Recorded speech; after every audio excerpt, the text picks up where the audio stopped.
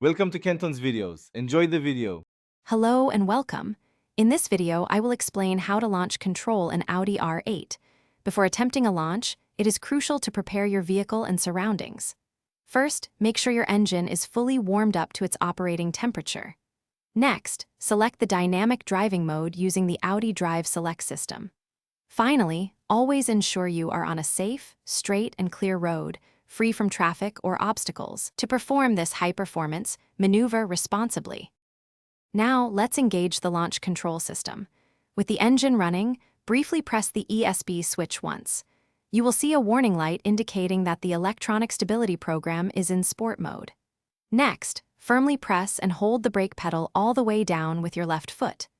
Confirm that your transmission is in a forward gear, such as drive or sport, ready for acceleration.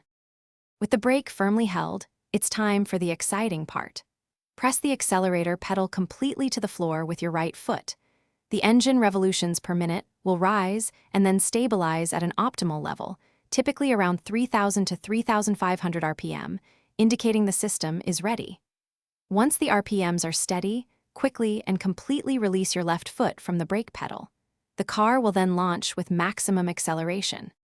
After experiencing the exhilarating launch, remember a few important tips. Once your acceleration is complete, reactivate the full electronic stability program by pressing the ESP switch again. Always prioritize safety and ensure your driving adheres to all local traffic regulations.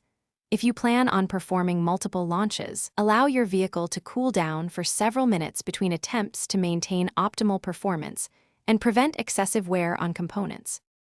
Thanks for watching. Consider subscribing if we helped you.